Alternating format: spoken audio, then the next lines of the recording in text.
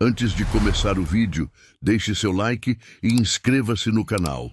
Assim você me ajudará a fazer mais vídeos para vocês. E depois que assistir, comente qual foi o relato que você mais gostou. Era uma noite dessas bem escura, daquelas que a lua parece que se escondeu atrás das nuvens grossas, quando Dona Sebastiana resolveu que ia buscar água no poço. A velha morava sozinha numa casinha de adobe nos confins da fazenda, longe de tudo e de todos, só com os barulhos dos grilos e das corujas para fazer companhia. Sebastiana era uma mulher de uns 70 anos, cabelo branco sempre preso num coque apertado, mãos calejadas de tanto trabalho na roça. Tinha perdido o marido há 5 anos. E os filhos tinham ido embora para a cidade grande, deixando ela ali com as memórias e a solidão. Mas ela gostava daquele lugar. Dizia que ali era onde tinha vivido os melhores anos da vida.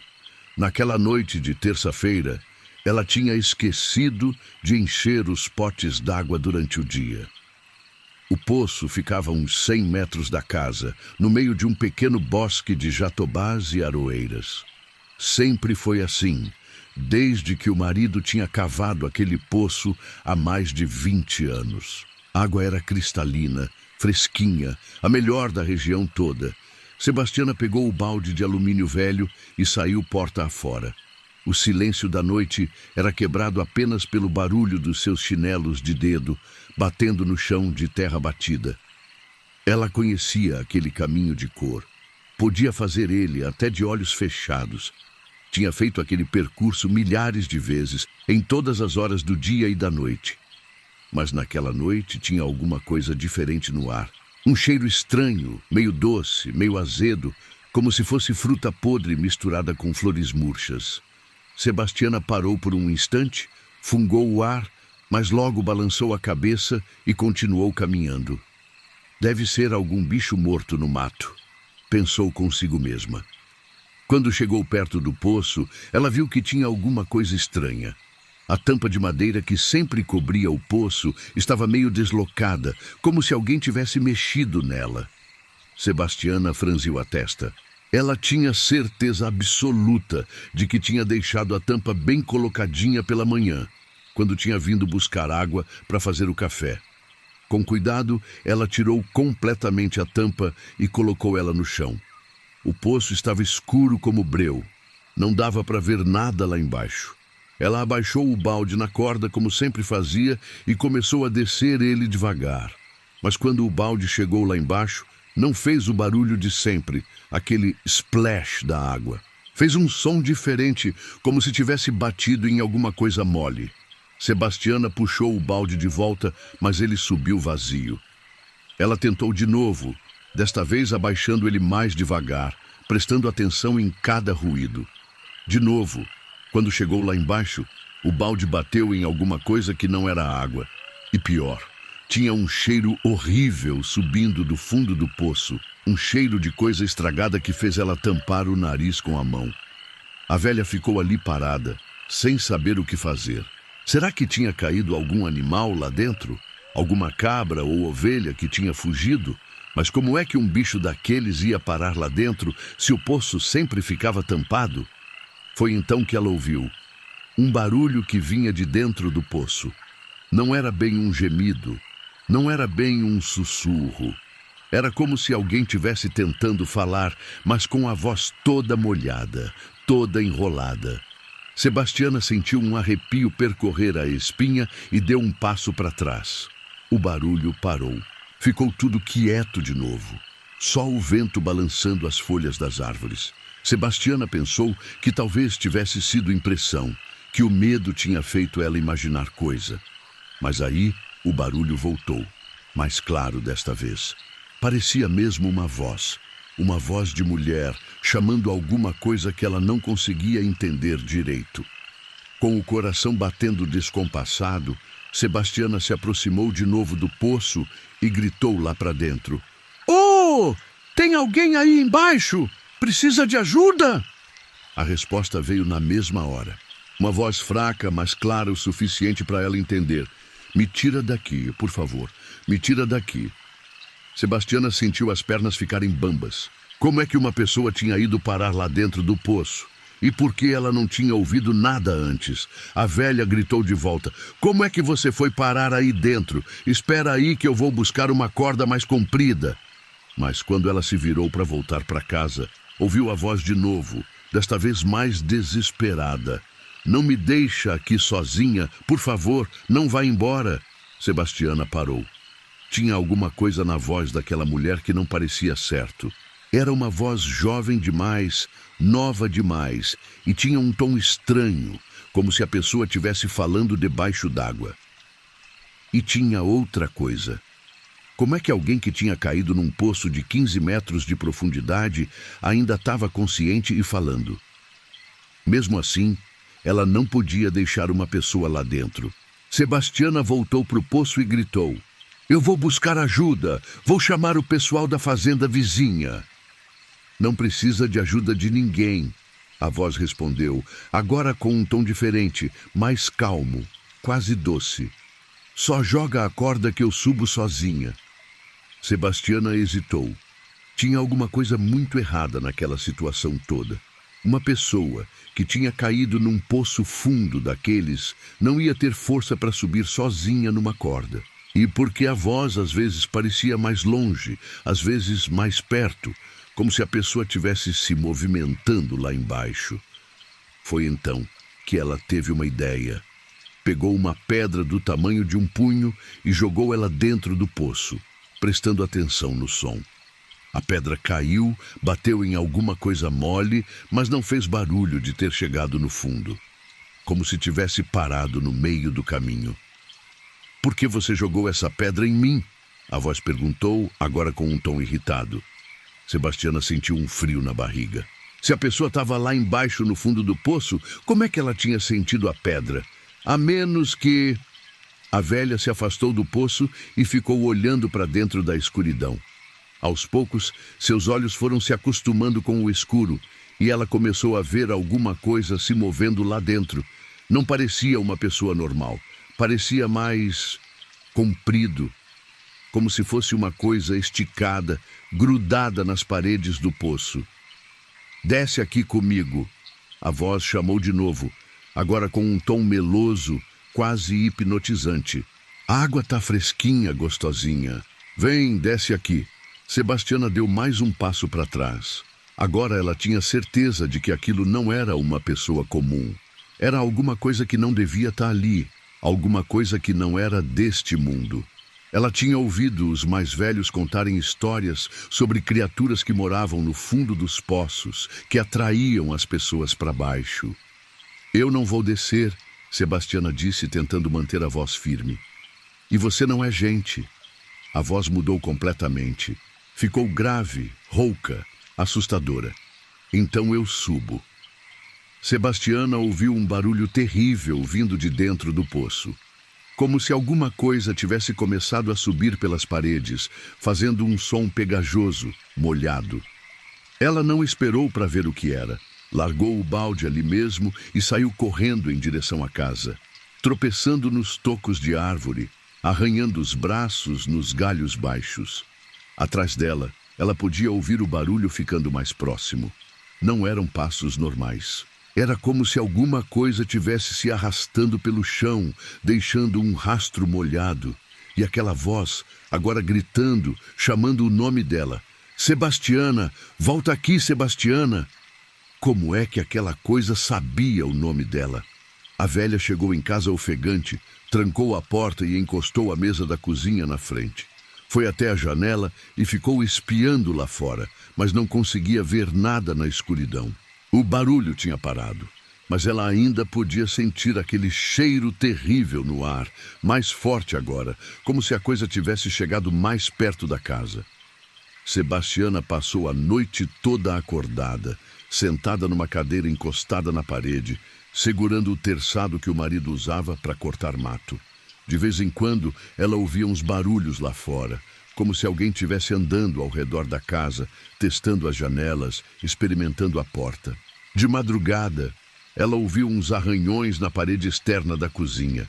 Era como se alguma coisa tivesse tentando cavar, tentando fazer um buraco para entrar.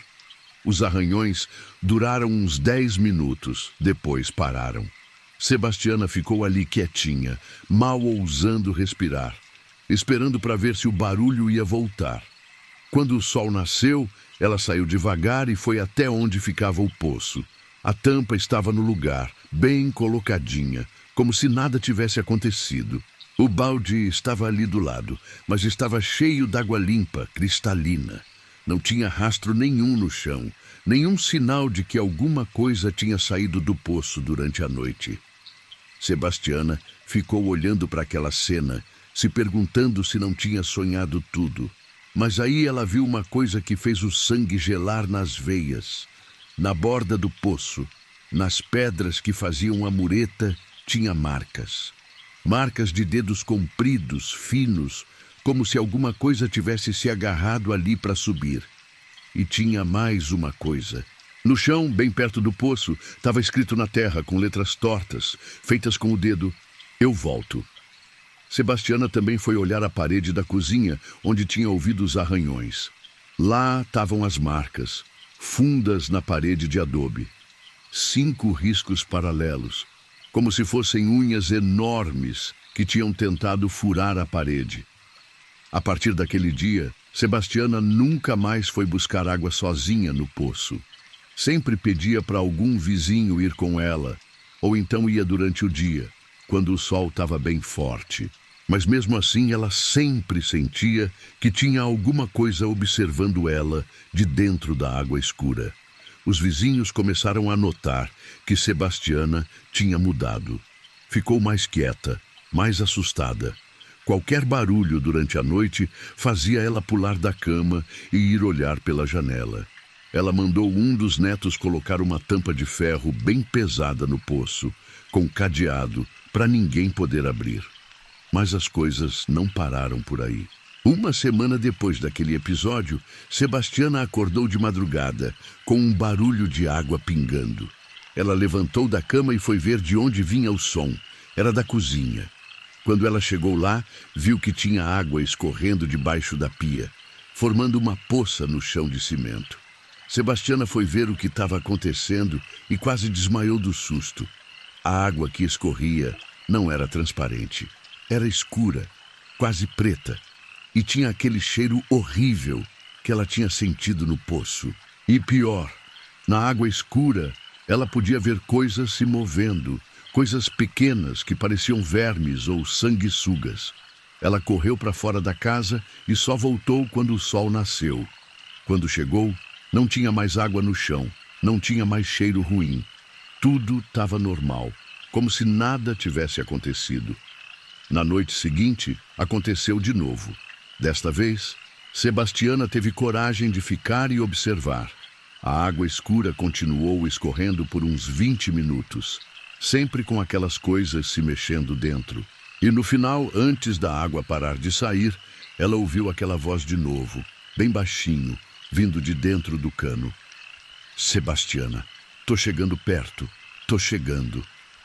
A velha não dormiu mais naquela noite. Ficou sentada na sala com todas as luzes acesas, segurando o terçado e rezando baixinho. De manhã, ela foi até a cidade e comprou um monte de sal grosso, daquele que usam para benzer casa. Espalhou o sal em volta da casa toda, na frente das portas, embaixo das janelas. Por 3 noites, nada aconteceu. Sebastiana começou a achar que tinha resolvido o problema. Mas na 4ª noite, ela acordou com um barulho diferente. Não era a água pingando, era como se alguém tivesse caminhando no telhado, bem devagar, testando as telhas. Ela ficou quieta na cama, ouvindo os passos lá em cima. Não eram passos normais. Era como se a coisa tivesse muitas pernas, ou então como se ela se arrastasse pelo telhado. O barulho durou uns 15 minutos. Depois parou. Sebastiana esperou mais um pouco e foi até a janela espiar lá fora. No quintal, bem embaixo da janela do quarto, o sal grosso que ela tinha espalhado estava todo espalhado, como se alguma coisa tivesse passado por cima e chutado ele para longe. E no chão de terra, ela podia ver pegadas estranhas. Não eram pegadas de gente, nem de animal conhecido. Eram compridas, estreitas, e tinham uns riscos nas pontas, como se fossem garras. As pegadas faziam um círculo ao redor da casa toda, como se a coisa tivesse dado volta completa, estudando cada canto, cada entrada possível. E elas paravam bem na frente da porta da cozinha, onde ficavam mais fundas, como se a coisa tivesse ficado ali parada por um tempo, tentando entrar. Sebastiana sabia que não ia conseguir aguentar muito mais tempo daquela situação. A coisa, seja lá o que fosse, estava ficando mais ousada, mais próxima. E parecia que ela conhecia os hábitos de Sebastiana, sabia exatamente onde ela morava, como ela vivia. No dia seguinte, ela foi até a cidade contar tudo para a filha. A filha, claro, achou que a mãe estava ficando meio caduca, que a solidão tinha feito ela começar a ver coisa. Mas quando Sebastiana mostrou as fotos que tinha tirado das pegadas e das marcas na parede, a filha ficou preocupada. Mãe, mesmo que seja só impressão sua, é melhor a senhora vir morar aqui comigo por um tempo, ela disse. A senhora está muito sozinha lá na roça. Não é bom para a cabeça da gente. Sebastiana concordou, mas disse que precisava de uns dias para arrumar as coisas. Na verdade, ela queria tentar mais uma vez descobrir o que estava acontecendo. Tinha uma suspeita, uma lembrança que vinha incomodando ela há dias. Ela se lembrou de uma história que a sogra contava, sobre uma mulher que tinha morado naquela região há muito tempo atrás. Uma mulher jovem, bonita, que tinha se envolvido com homens casados e causado muitos problemas na comunidade. O pessoal da época dizia que ela praticava feitiçaria, que fazia trabalhos para separar casais e destruir famílias. Um dia, a mulher tinha desaparecido. Ninguém sabia para onde ela tinha ido, se tinha mudado de cidade ou se tinha acontecido alguma coisa com ela. Mas depois do desaparecimento, várias pessoas tinham começado a ter problemas estranhos. Bichos mortos apareciam nos quintais, a água dos poços ficava contaminada, crianças adoeciam sem motivo aparente. O pior era que as pessoas começaram a sonhar com ela. Sonhos onde ela aparecia pedindo ajuda, dizendo que estava presa em algum lugar escuro, que precisava sair de lá. Alguns chegaram a procurar por ela, mas nunca encontraram nada. A sogra de Sebastiana sempre disse que achava que o pessoal da época tinha feito alguma coisa com a mulher. Talvez até matado ela e jogado o corpo em algum lugar.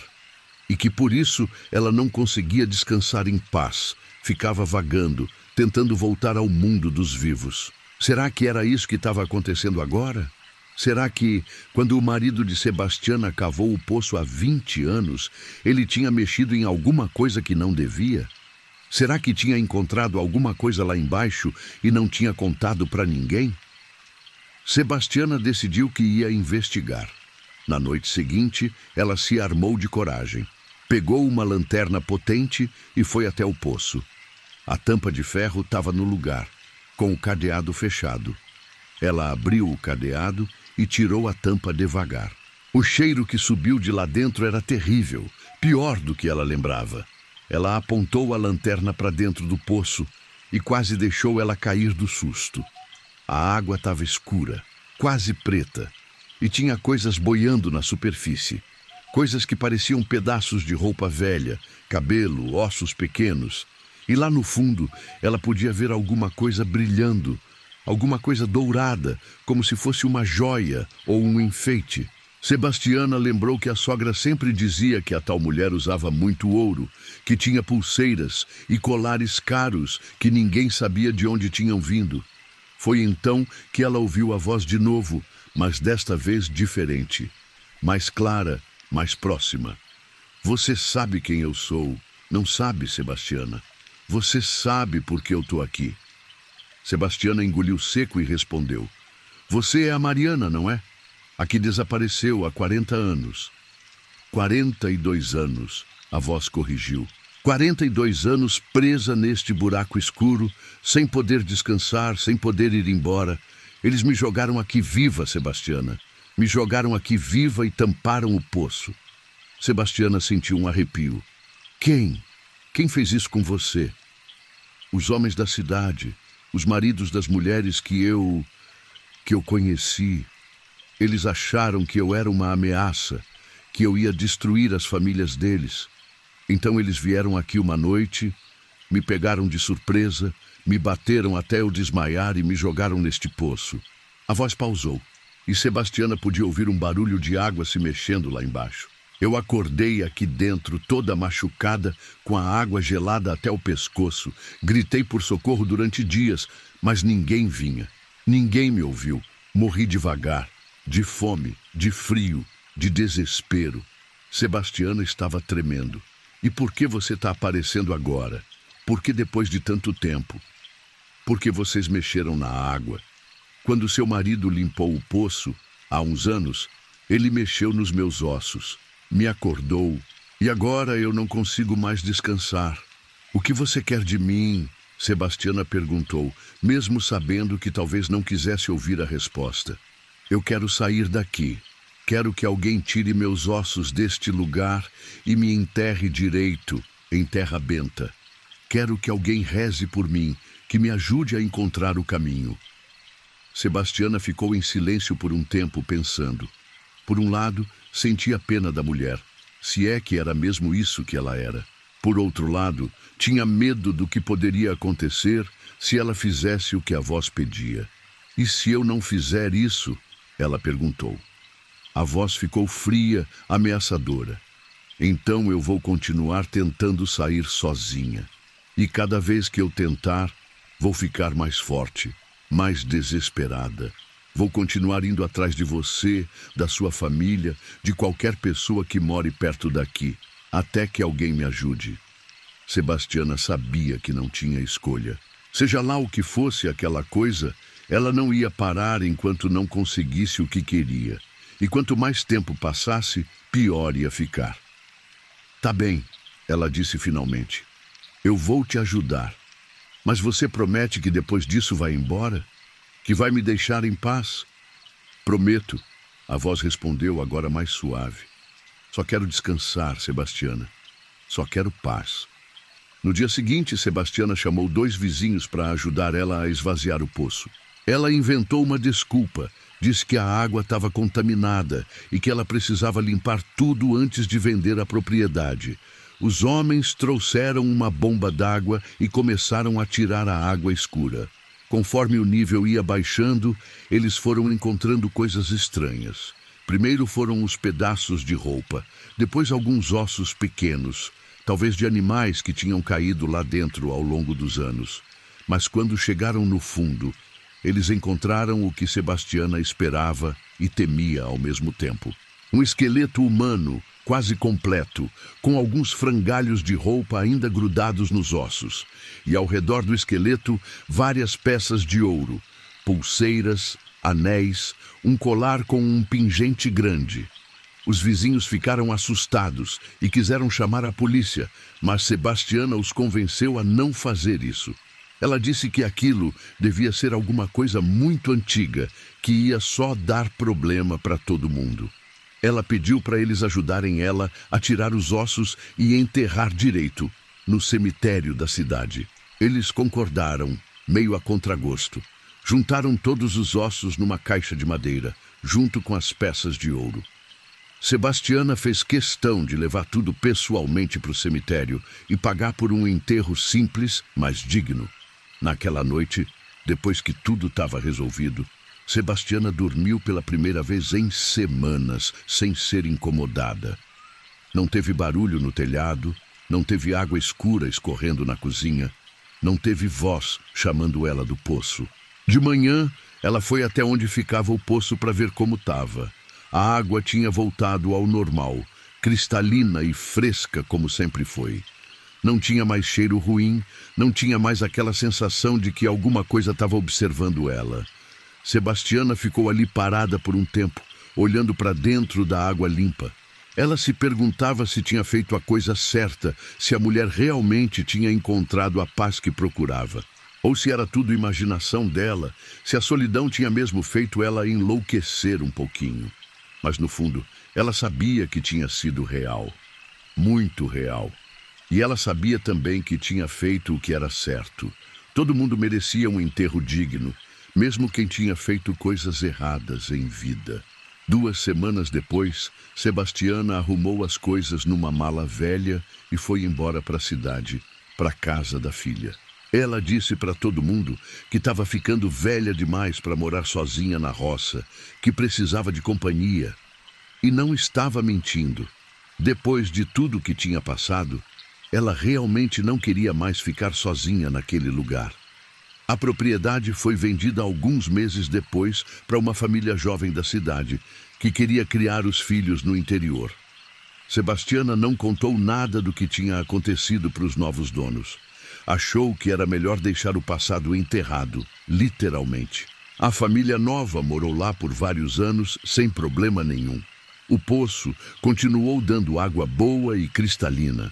As crianças brincavam no quintal sem medo. A vida seguiu normal. Sebastiana, às vezes, passava por lá quando ia visitar os vizinhos e sempre ficava aliviada de ver que tudo estava bem. Ela nunca mais ouviu a voz da mulher, nunca mais sentiu aquele cheiro terrível no ar. Parecia que a Mariana tinha realmente encontrado a paz que procurava e tinha seguido seu caminho. Sebastiana morreu 5 anos depois, já velhinha, na casa da filha na cidade. Mas antes de morrer, ela contou toda a história para a filha, com todos os detalhes. Disse que era importante que alguém soubesse a verdade, caso algum dia fosse necessário. A filha guardou a história para si por muito tempo.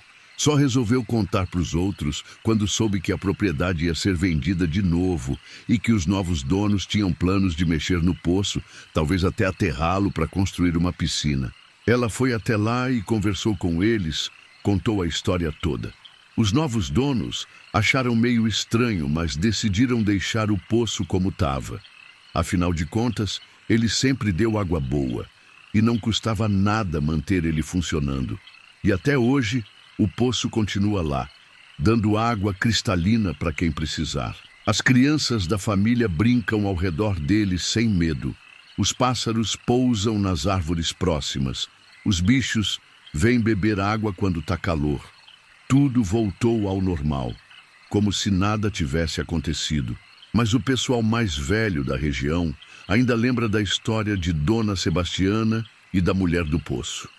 E de vez em quando estão contando casos para os mais novos, eles terminam sempre com o mesmo conselho. Se um dia vocês ouvirem uma voz pedindo ajuda, não ignorem.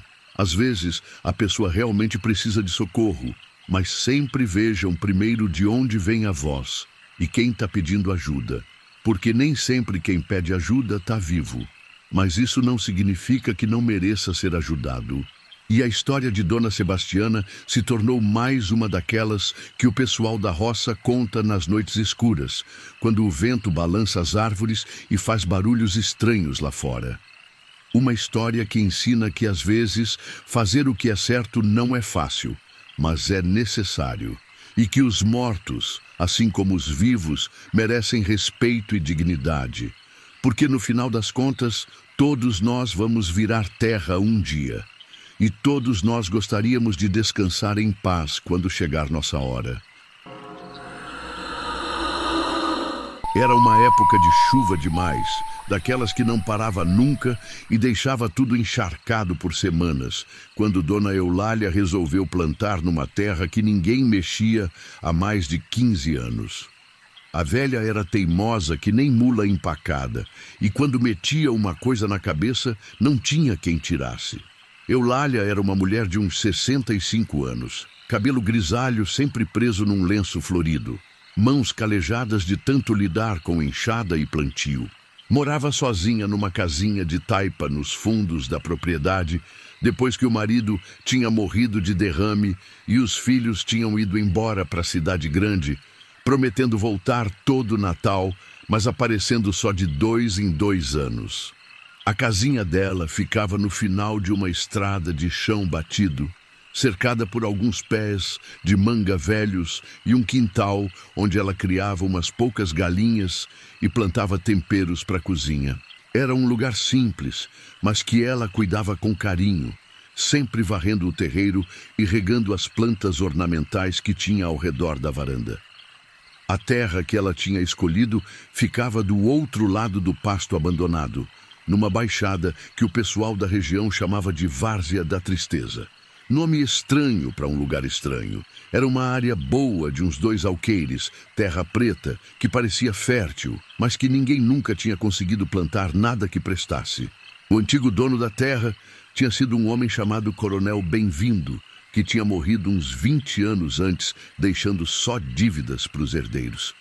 Desde então, a várzea ficou abandonada, crescendo só mato ruim e algumas árvores tortas que pareciam estar sempre morrendo, mas nunca morriam de vez. O pessoal mais velho contava umas histórias esquisitas sobre aquela terra. Diziam que o Coronel Bem-vindo tinha feito umas coisas que não prestavam quando era vivo, que explorava os trabalhadores e maltratava a família. Alguns sussurravam que ele até tinha mandado sumir com os caras que deviam dinheiro para ele. Mas isso ninguém falava alto. Era só cochichação de canto de boca. Havia também histórias sobre trabalhadores que tinham desaparecido sem explicação durante a época em que o coronel era vivo. Famílias inteiras que sumiam de uma hora para outra, deixando para trás só as roupas e alguns pertences. O coronel sempre dizia que eles tinham ido embora para outras fazendas, procurar trabalho melhor, mas nunca ninguém recebia notícias deles. A mulher do coronel, Dona Francisca, tinha morrido jovem de uma doença estranha que nenhum médico conseguiu diagnosticar direito. Ela ficou definhando aos poucos, perdendo peso e ficando cada vez mais pálida, até que morreu numa noite de lua nova, gritando coisas que ninguém conseguia entender. Depois da morte da mulher, o coronel ficou ainda pior. Começou a fazer umas reuniões estranhas na fazenda, sempre de madrugada, com pessoas que vinham de longe e que ninguém conhecia. Os vizinhos contavam que se ouvia tambor batendo e vozes cantando em línguas estranhas durante essas reuniões. Dona Eulália não ligava para essas conversas. Ela precisava de dinheiro e tinha experiência com plantação. Tinha cultivado de tudo na vida: milho, feijão, mandioca, hortaliças. Sempre teve mão boa para fazer as coisas crescerem. E aquela terra preta da várzea estava ali, sem dono, só pedindo para ser trabalhada. A situação financeira dela não estava nada boa. A aposentadoria era uma miséria. Mal dava para comprar os remédios que ela precisava tomar para pressão alta. As galinhas tinham parado de botar por causa do tempo ruim. E o dinheiro que os filhos mandavam, às vezes, não era suficiente para cobrir todas as despesas. Ela tinha tentado vender alguns dos móveis antigos que tinha em casa, mas não conseguiu bom preço. O pessoal da cidade não dava valor para as coisas antigas, preferiam móveis novos de plástico e fórmica. Então ela decidiu que ia voltar a plantar, como fazia nos tempos de casada. Numa manhã de segunda-feira, ela pegou a enxada, o facão e um saco de sementes de quiabo que tinha guardado da última colheita, e foi até a várzea começar o trabalho. O chão estava mole por causa da chuva dos últimos dias, facilitando a capina e a preparação da terra. O caminho até a várzea não era fácil. Ela tinha que atravessar o pasto abandonado, passando por uma porteira velha que rangia toda vez que abria e depois descer uma ladeirinha escorregadia até chegar na baixada. Mas Eulália estava acostumada com trabalho pesado e fez o percurso sem grandes dificuldades.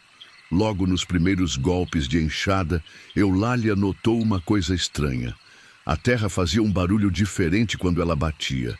Não era o som normal de ferro batendo em barro. Era como se tivesse alguma coisa oca por baixo, como se a terra fosse mais funda do que parecia.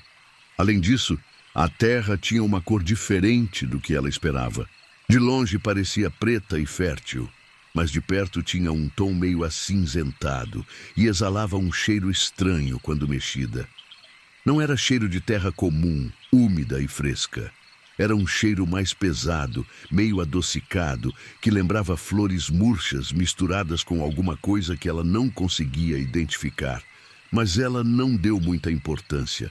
Continuou trabalhando, limpando o terreno, tirando os tocos de mato e preparando os sulcos para plantar.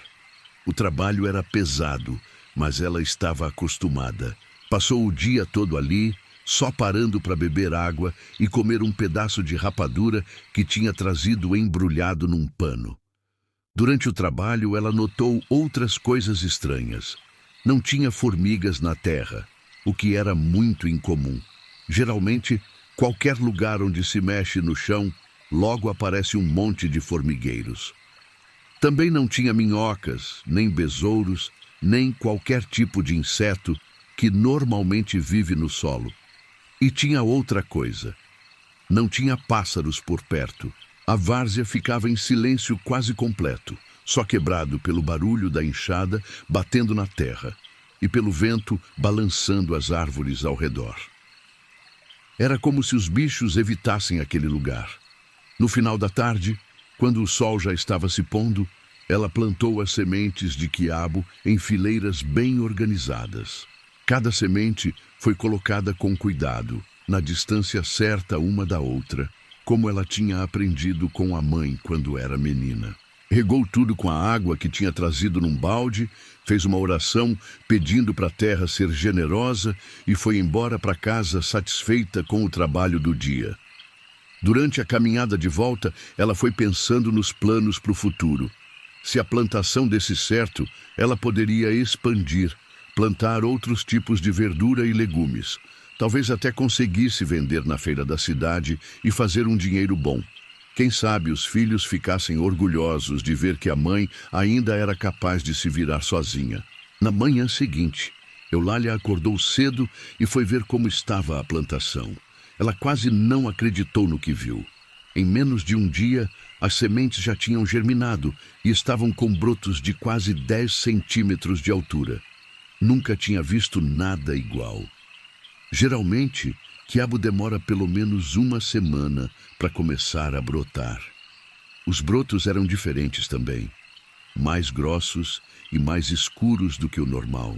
As folhinhas que estavam nascendo tinham uma cor verde muito intensa, quase artificial, e pareciam ter uma textura diferente, mais lisa e brilhante. Essa terra é abençoada mesmo, ela pensou, toda contente. Talvez fosse por causa de toda aquela chuva, ou porque a terra tinha ficado descansando por tanto tempo. Seja como for, parecia que ia ter uma colheita boa. Mas nos dias seguintes, as plantas continuaram crescendo de um jeito que não era normal. Em uma semana, os pés de quiabo já estavam com meio metro de altura, cheios de folhas verdes e viçosas. Em 2 semanas, já tinham flores. Em 3 semanas, já estavam carregados de frutos grandes e bonitos. O crescimento era tão rápido que chegava a ser visível. Eulália podia sentar numa pedra e ficar observando as plantas, e em pouco tempo conseguia ver elas ficando maiores. Era como assistir um filme acelerado da natureza. Os vizinhos começaram a comentar sobre a plantação milagrosa de Dona Eulália. Alguns vinham ver de perto e saíam de lá impressionados com o tamanho e a beleza dos quiabos. Outros achavam estranho e preferiam não chegar muito perto, dizendo que não era natural plantas crescerem daquele jeito. Eulália ficou impressionada, mas feliz. Ia poder vender aqueles quiabos na feira da cidade e fazer um dinheirinho bom. Ela começou a colher os frutos maiores e levava eles para casa numa cesta de palha. Os quiabos eram realmente bonitos, grandes, uniformes, com uma cor verde escura e brilhante. Quando ela mostrava eles para os vizinhos, todo mundo ficava admirado. Alguns até perguntavam qual era o segredo dela, que tipo de adubo ou técnica especial ela tinha usado. Foi aí que ela começou a notar outras coisas estranhas. Quando ela colhia os quiabos, as plantas faziam um barulho. Não era o barulho normal de galho quebrando ou folha rasgando. Era como se elas estivessem gemendo. Um som baixinho, quase inaudível, mas que dava uma sensação esquisita. No começo, Eulália achou que era impressão dela, que o barulho vinha dos pássaros ou dos insetos no mato ao redor. Mas depois de alguns dias colhendo, ela teve certeza de que o som vinha mesmo das plantas. E mais estranho ainda, depois que ela colhia os frutos, as plantas pareciam murchar um pouquinho, como se estivessem tristes. Tinha também uma coisa que ela só notou depois de algumas semanas: os quiabos não apodreciam. Mesmo depois de vários dias colhidos, eles continuavam frescos e bonitos, como se tivessem acabado de ser tirados do pé. Isso era bom para venda, mas também era estranho. Qualquer vegetal normal começa a murchar e perder a qualidade depois de um tempo. Que coisa mais esquisita, ela murmurou para si mesma, mas continuou colhendo. Afinal de contas, os quiabos estavam lindos e ela precisava do dinheiro. Uma manhã, quando ela chegou na plantação, viu que tinha alguma coisa diferente. Durante a noite, as plantas tinham crescido ainda mais, mas de um jeito estranho. Algumas estavam tortas, outras pareciam ter se esticado em direção a um ponto específico da várzea, como se estivessem tentando alcançar alguma coisa. Era como se todas as plantas estivessem apontando para um mesmo lugar, como girassóis que seguem o sol. Mas não era o sol que elas estavam seguindo. Era um cantinho da várzea que ficava mais afastado, onde o mato era mais denso e onde ela ainda não tinha limpo. Eulália seguiu a direção para onde as plantas estavam apontando e encontrou uma área onde a terra estava mais escura, quase preta. Era um círculo de uns 2 metros de diâmetro, onde a grama não crescia e onde a terra parecia estar sempre úmida, mesmo quando não chovia. O cheiro naquele local também era mais forte, aquele mesmo cheiro adocicado e estranho que ela tinha sentido quando começou a trabalhar a terra, mas concentrado ali. Era quase insuportável ficar perto por muito tempo. Ela pegou a enxada e começou a cavar naquele local, curiosa para ver o que tinha ali embaixo. Não precisou cavar muito fundo. A uns meio metro da superfície, a enxada bateu em alguma coisa dura. Eulália cavou mais um pouco e viu que era um pedaço de madeira podre, como se fosse parte de uma caixa velha. Com cuidado, ela foi tirando a terra ao redor até conseguir ver melhor o que era. Era mesmo uma caixa de madeira, pequena, do tamanho de uma caixa de sapatos. A madeira estava toda apodrecida, mas ainda dava para ver que tinha sido bem feita, com alguns entalhes nas laterais que pareciam ser símbolos ou desenhos antigos. A caixa era pesada para seu tamanho, como se tivesse alguma coisa densa lá dentro. E ela estava envolvida numa espécie de pano escuro, que mais parecia um pedaço de mortalha ou roupa de enterro. O pano estava todo manchado e fedorento, mas ainda dava para ver que tinha sido preto originalmente. Eulália tirou a caixa da terra e a levou para a sombra de uma árvore próxima. Suas mãos ficaram sujas com uma substância pegajosa e escura que grudava na madeira podre. Ela tentou limpar as mãos na saia, mas a substância não saía facilmente. A tampa estava grudada, mas com um pouco de força ela conseguiu abrir. Quando a tampa se abriu, saiu um cheiro terrível, que fez ela tapar o nariz e recuar alguns passos. Era um cheiro de coisa podre, misturado com incenso e algo que lembrava remédio amargo. Lá dentro tinha algumas coisas estranhas. Moedas de ouro muito velhas, com símbolos que ela não reconhecia.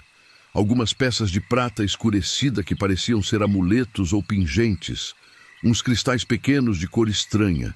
E no fundo, embrulhado num pano que mais parecia um pedaço de mortalha, um montinho de alguma coisa que parecia ser cabelo humano, junto com o que pareciam ser pedacinhos de unha e dentes. Tinha também uns papéis muito velhos, escritos numa letra complicada, que ela não conseguia ler direito. Pareciam orações ou rezas, mas numa língua que ela não conhecia. E por último, no cantinho da caixa, havia uma bonequinha de pano pequena, toda preta, com alfinetes espetados em vários lugares. Eulália sentiu um arrepio. Aquilo não parecia ser um tesouro comum. Parecia mais alguma coisa relacionada com trabalhos de macumba ou feitiçaria. Ela tinha ouvido falar que alguns fazendeiros antigos faziam esses tipos de enterros para proteger suas terras ou para amaldiçoar quem tentasse roubar deles. Mas, ao mesmo tempo, as moedas de ouro chamaram a atenção dela. Devia valer uma boa quantia, o suficiente para ela conseguir reformar a casa e talvez até comprar umas galinhas novas. Ela guardou as moedas no bolso da saia e deixou o resto da caixa ali mesmo, meio escondida embaixo da árvore. Enquanto ela caminhava de volta para casa, as moedas no bolso pareciam estar esquentando. No começo ela achou que era impressão, mas depois de um tempo elas estavam realmente quentes, quase queimando através do tecido da saia. Quando ela chegou em casa e tirou as moedas do bolso, viu que elas tinham uma aparência diferente da que tinham na caixa. Agora elas pareciam mais brilhantes, mas com um brilho estranho, meio esverdeado. E quando ela as tocava, sentia como se elas estivessem vibrando levemente. Naquela tarde, quando ela voltou para colher mais quiabos, notou que os que tinha colhido de manhã estavam diferentes. Eles tinham escurecido, e quando ela foi cortar um para fazer o almoço, viu que por dentro eles estavam vermelhos, como se tivessem cheios de sangue. O líquido que saiu de dentro do quiabo era espesso e tinha um cheiro metálico forte. Quando pingou no chão da cozinha, deixou uma mancha escura que não saía mesmo ela esfregando com sabão. Eulália jogou fora todos os quiabos daquele dia e foi para a cama preocupada. Talvez tivesse mexido em alguma coisa que não devia. Talvez aquela caixa enterrada fosse mesmo algum tipo de proteção ou maldição da terra. Durante a noite, ela teve sonhos estranhos. Sonhou com pessoas que ela não conhecia, vestidas com roupas antigas, caminhando pela várzea de madrugada. Elas carregavam lanternas e pás e pareciam estar procurando alguma coisa. No sonho, ela tentava se aproximar para ver melhor, mas eles sempre desapareciam quando ela chegava perto. Teve também um sonho onde via o coronel Bem-vindo, um homem alto e magro com bigode grisalho, falando com outras pessoas numa língua estranha. Eles estavam em volta de uma fogueira no meio da várzea, e havia várias caixas iguais àquela que ela tinha encontrado espalhadas pelo chão. Na manhã seguinte, quando ela foi ver a plantação, levou o maior susto da vida. Durante a noite, as plantas tinham mudado completamente. Elas estavam enormes, muito maiores do que qualquer pé de quiabo deveria ficar. Algumas tinham quase 2 metros de altura e suas folhas eram escuras, quase pretas. Os caules das plantas tinham engrossado tanto que pareciam troncos de árvores pequenas, e suas raízes tinham se espalhado pela superfície, criando uma rede que cobria quase toda a área plantada. Era como se as plantas tivessem se tornado uma coisa só, conectadas umas às outras. E pior, elas estavam se mexendo. Mesmo sem vento, as plantas balançavam devagar, como se estivessem respirando. E aquele gemido que ela tinha ouvido antes agora estava mais alto, mais claro. Era como se as plantas estivessem chorando. O som não vinha só de uma planta, mas de todas ao mesmo tempo, criando uma espécie de coro macabro que ecoava pela várzea inteira. Era um som que penetrava nos ossos e fazia o coração disparar. Eulália se aproximou de uma das plantas maiores e viu que os frutos não eram mais quiabos normais. Eram compridos e escuros, alguns com mais de meio metro de comprimento, e quando ela olhou mais de perto, viu que eles tinham uma textura estranha, como se fossem feitos de carne em vez de vegetal. A superfície dos frutos pulsava levemente, como se tivesse alguma coisa viva lá dentro. E tinha veias escuras percorrendo toda a extensão, como vasos sanguíneos aparentes por baixo de uma pele fina. Assustada, ela pegou o facão e cortou um dos frutos. De dentro dele escorreu um líquido vermelho espesso, que manchou suas mãos e pingou no chão. O cheiro era terrível, como de carne podre misturada com terra molhada. Mas o pior era que, quando ela cortou o fruto, saiu um som que não tinha nada de vegetal. Era como um grito abafado. um som de dor que fez ela largar o facão e recuar. Naquele momento, todas as plantas ao redor começaram a fazer aquele gemido junto, mas mais alto, mais desesperado. O som era ensurdecedor e perturbador, fazendo Eulália tampar os ouvidos com as mãos. E então ela viu alguma coisa que fez seu sangue gelar. No líquido vermelho que tinha escorrido do fruto cortado, havia pequenas coisas se mexendo. Coisas que pareciam vermes, mas que se moviam de uma forma inteligente, como se soubessem exatamente para onde ir. Ela largou o facão e saiu correndo dali, sem olhar para trás. Chegou em casa trêmula e foi direto procurar as moedas que tinha guardado no bolso. Elas estavam lá, mas agora pareciam diferentes.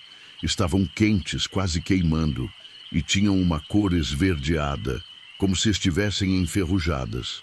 Quando ela tentou pegar as moedas, elas grudaram em sua pele por alguns segundos antes de se soltarem. E onde elas tocaram, ficaram marcas vermelhas que ardiam como queimadura. Naquela noite, Eulália não conseguiu dormir. Ela ficava ouvindo uns barulhos lá fora, como se alguma coisa estivesse se arrastando pelo quintal, se aproximando da casa. Não eram passos normais. Era um som molhado, pegajoso, como se alguma coisa grande estivesse se movendo, deixando um rastro de limo. De vez em quando, ela ouvia aquele gemido das plantas, mesmo estando longe da várzea. O som parecia vir de várias direções ao mesmo tempo, como se as plantas tivessem se espalhado pela propriedade toda. Pela fresta da janela, ela podia ver sombras se movendo lá fora. Sombras compridas e irregulares que não pareciam ter forma definida.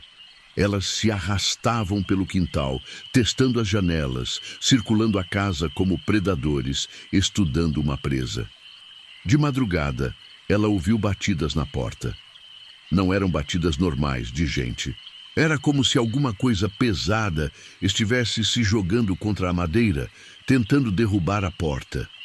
O barulho era rítmico, constante, como um coração gigante batendo. Junto com as batidas, ela ouvia vozes. Não conseguia entender o que diziam, mas parecia que eram várias pessoas falando ao mesmo tempo, numa língua estranha. As vozes pareciam vir de debaixo da terra, abafadas e distorcidas. Eulália ficou quietinha na cama, fingindo que estava dormindo, segurando o terçado que o marido usava para cortar mato. Suas mãos tremiam tanto que ela mal conseguia segurar a ferramenta. As batidas continuaram por quase 1 hora, depois pararam de repente. Ficou tudo em silêncio, mas era um silêncio pesado, carregado, como se alguma coisa estivesse esperando, observando. Quando o sol nasceu, ela saiu devagar e foi ver o que tinha acontecido. A porta da frente estava toda arranhada, como se alguma coisa com garras tivesse tentado abrir ela. As marcas eram fundas, atravessando a madeira de lado a lado. E no chão, havia um rastro de uma substância escura e pegajosa que ia da porta até a direção da várzea. O rastro era largo, como se alguma coisa grande tivesse se arrastado por ali, deixando aquela gosma no caminho. Ao redor da casa inteira, a grama estava murcha e amarelada, como se alguma coisa venenosa tivesse passado por ali durante a noite. E havia pegadas estranhas na terra, pegadas que não eram de animal conhecido nem de pessoa.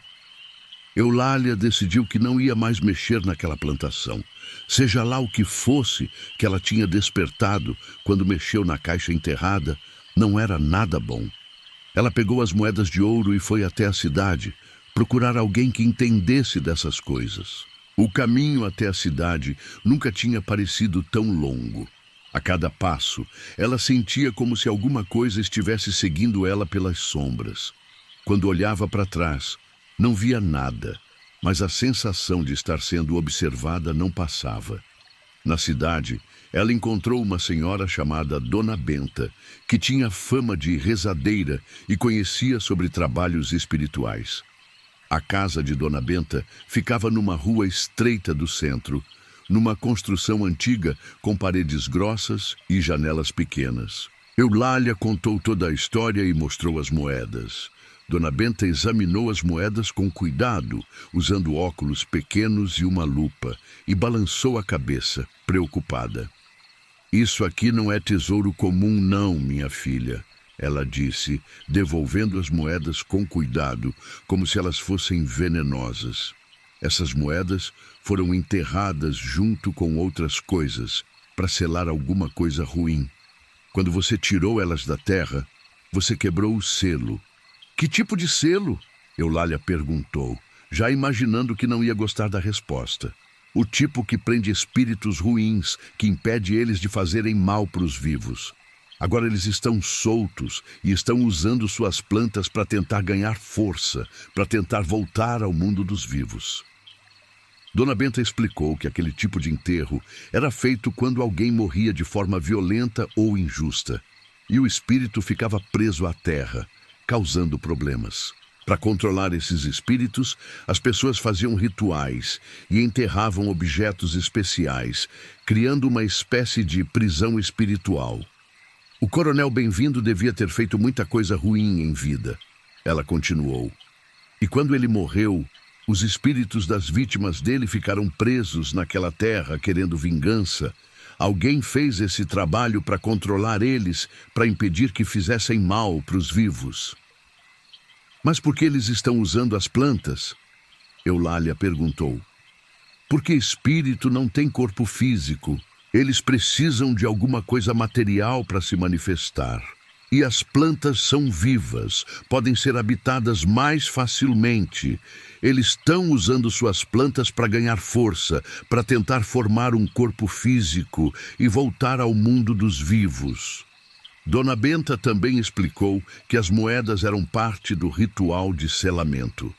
Elas absorviam a energia negativa dos espíritos e a mantinham presa na terra. Quando Eulália as retirou, a energia se liberou e os espíritos puderam agir livremente. O que eu faço agora? Eulália perguntou desesperada. Você tem que devolver as moedas para o lugar de onde tirou, junto com outras coisas que eu vou te dar. E tem que queimar toda aquela plantação, sem deixar nem raiz. Só assim os espíritos vão voltar para o lugar deles. Mas e se eles não quiserem voltar? Eles vão ser obrigados. O ritual que eu vou ensinar é mais forte que eles. Mas você tem que fazer tudo certinho, sem errar nenhum passo. Se fizer alguma coisa errada, pode piorar a situação. Dona Benta preparou um saquinho com ervas, sal grosso e algumas orações escritas em papel. Explicou direitinho o que Eulália tinha que fazer. Voltar na várzea durante o dia, quando o sol estivesse forte, enterrar as moedas junto com as ervas no mesmo lugar onde ela tinha achado a caixa e depois queimar todas as plantas. E não deixe nenhuma planta viva, ela alertou. Se sobrar alguma raiz, os espíritos podem usar ela para voltar. Tem que queimar tudo, até a terra ficar limpa. Ela também deu umas instruções específicas sobre como fazer o fogo. Tinha que começar pelo centro da plantação e ir se espalhando para fora, em círculos. E tinha que jogar sal grosso nas chamas enquanto elas queimavam. E mais uma coisa, Dona Benta acrescentou com cara séria. Quando você estiver fazendo o ritual, eles vão tentar te impedir. Vão fazer de tudo para te assustar, para te fazer desistir. Mas você não pode parar no meio. Se parar, eles ficam mais fortes e você não vai conseguir controlá-los nunca mais. Eulália voltou para casa determinada a resolver aquele problema de uma vez por todas, mas também estava apavorada com o que podia acontecer durante o ritual. No dia seguinte, ela pegou coragem, juntou alguns galões de querosene que tinha guardado para emergências e foi até a várzea. A situação tinha piorado muito desde a última vez que ela esteve lá. As plantas agora eram enormes, algumas com mais de 3 metros de altura, e elas se mexiam constantemente, como se fossem animais presos tentando se soltar. Suas raízes tinham se espalhado por toda a área, criando uma rede densa que parecia pulsar com vida própria. O gemido era constante e alto, um som que dava dor de cabeça e fazia o coração bater descompassado. Mas agora tinha outros sons também. Estalos, como se fossem ossos quebrando. sussurros em línguas estranhas e, de vez em quando, o que parecia ser risadas malévolas. Os frutos das plantas tinham crescido tanto que alguns tocavam o chão, e todos eles tinham aquela aparência de carne que ela tinha visto antes. Alguns estavam rachados, vazando aquele líquido vermelho que formava poças escuras na terra. Com muito cuidado, Eulália foi até o local onde tinha achado a caixa. O buraco ainda estava lá, mas agora parecia mais fundo, como se alguma coisa tivesse cavado mais durante a noite. E de dentro do buraco vinha um cheiro terrível, como de cemitério abandonado. Quando ela se aproximou do buraco, as plantas ao redor começaram a se mexer mais violentamente e o gemido ficou mais alto. Era como se elas soubessem o que ela estava prestes a fazer e estivessem tentando impedi-la. Ela colocou as moedas de volta no buraco, junto com as ervas que Dona Benta tinha dado, e começou a cobrir tudo com terra. Mas a terra parecia estar viva, tentando escapar das suas mãos. Era como se ela estivesse lutando contra alguma coisa que não queria ser enterrada. Assim que ela terminou de cobrir o buraco, as plantas pararam de gemer por alguns segundos. Ficou tudo quieto, um silêncio estranho que parecia pesado demais. Era como se alguma coisa estivesse se preparando, juntando forças. Então Eulália começou a jogar querosene nas plantas. Elas pareciam sentir o que ela estava fazendo, porque começaram a se mexer mais violentamente, tentando se afastar do líquido. Algumas até pareciam tentar se desenraizar sozinhas para fugir.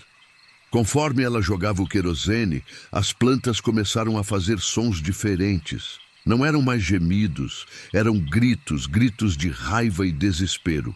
E na superfície dos frutos carnudos, ela podia ver formas se mexendo, como se houvesse rostos tentando sair de dentro deles. Quando ela terminou de molhar todas as plantas, Eulália tirou um fósforo da caixa que tinha trazido. Suas mãos tremiam tanto que ela quase não conseguiu acender, mas finalmente conseguiu e jogou o fósforo aceso no meio da plantação. O fogo pegou imediatamente, criando chamas altas e uma fumaça escura, densa, que tinha um cheiro terrível. Era um cheiro de carne queimada misturado com enxofre e algo que lembrava remédio amargo. O que aconteceu a seguir foi a coisa mais assustadora que Eulália já tinha visto na vida. Conforme as plantas queimavam, elas faziam sons que não eram mais gemidos ou gritos vegetais. Eram gritos humanos, de dor, de desespero, de raiva. Gritos de várias pessoas ao mesmo tempo, uma cacofonia terrível que ecoava pela várzea toda. E na fumaça escura, ela podia ver formas, sombras, que pareciam pessoas tentando escapar das chamas.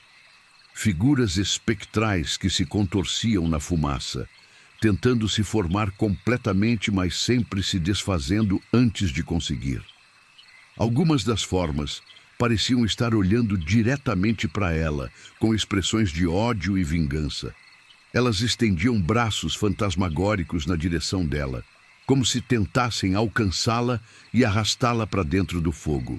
Eulália começou a jogar sal grosso nas chamas, como Dona Benta tinha ensinado. A cada punhado de sal que ela jogava, os gritos ficavam mais altos, mais desesperados. As formas na fumaça se contorciam mais violentamente, como se o sal as estivesse queimando também. O fogo durou quase 2 horas. Durante todo esse tempo, Eulália ficou ali, jogando sal e recitando as orações que Dona Benta tinha dado, mesmo com as formas espectrais tentando assustá-la e os gritos ensurdecedores ecoando ao redor. Em alguns momentos, ela quase desistiu. O medo era tanto que suas pernas mal conseguiam sustentá-la, mas ela se lembrava das palavras de Dona Benta.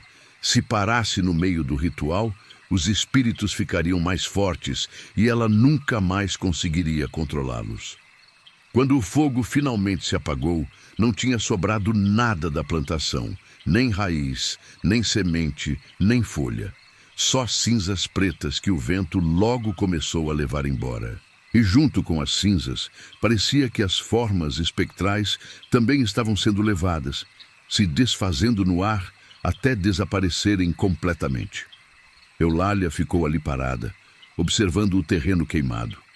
Agora, a várzea parecia normal de novo, só terra comum, sem nada de especial. O silêncio era diferente também, mais leve, mais natural. Não havia mais aquela sensação de peso no ar, aquela impressão de estar sendo observada por coisas invisíveis. Quando ela voltou para casa naquela tarde, sentiu que o peso que estava carregando nos ombros tinha sumido. Não tinha mais aquela sensação de estar sendo seguida, não tinha mais medo de ficar sozinha. Era como se uma nuvem pesada tivesse se afastado, deixando o ar limpo e respirável de novo. Naquela noite, ela dormiu profundamente pela primeira vez em semanas. Não teve pesadelos, não ouviu barulhos estranhos lá fora, não acordou no meio da madrugada com medo. Foi um sono reparador, daqueles que fazem a pessoa acordar se sentindo renovada. Nos dias seguintes, Eulália voltou algumas vezes à várzea para ver como estava. O terreno permanecia limpo, sem sinal de que alguma coisa estranha tinha acontecido ali. A grama comum começou a crescer de novo, devagar, do jeito normal, e os pássaros voltaram a pousar nas árvores ao redor. Os insetos voltaram a aparecer na terra. Ela nunca mais tentou plantar naquela terra. Na verdade, ela resolveu que ia deixar a várzea em paz, para qualquer coisa que ainda estivesse descansando lá embaixo, continuar descansando sossegada. Algumas semanas depois, Eulália soube por um vizinho que tinha achado uns documentos antigos na casa do falecido Coronel Bem-vindo. A família do coronel tinha finalmente resolvido limpar a casa velha para vender, e no sótão encontraram uma caixa com papéis e fotografias antigas. Os papéis contavam uma história terrível. O coronel realmente tinha mandado matar várias pessoas que deviam dinheiro para ele, ou que sabiam demais sobre os negócios escusos dele. A lista tinha nomes, datas e até descrições de como cada pessoa tinha sido morta. Eram mais de 20 vítimas ao longo de 10 anos. As fotografias mostravam o coronel com outras pessoas, em reuniões que pareciam ser rituais de feitiçaria. Havia imagens de fogueiras na várzea, de pessoas encapuzadas em volta de altares improvisados, de objetos estranhos sendo enterrados em vários pontos da propriedade. Um dos documentos era uma espécie de mapa mostrando onde cada tesouro tinha sido enterrado. Eram pelo menos 10 pontos marcados na várzea e nas áreas ao redor. Cada ponto correspondia a um ritual diferente, feito para controlar os espíritos das vítimas e impedir que eles viessem cobrar vingança. Para esconder os crimes e evitar que os espíritos das vítimas viessem cobrar vingança, o coronel tinha feito vários rituais com a ajuda de um feiticeiro da região, enterrando caixas com moedas, joias e outros objetos pessoais das vítimas para selar os espíritos no local.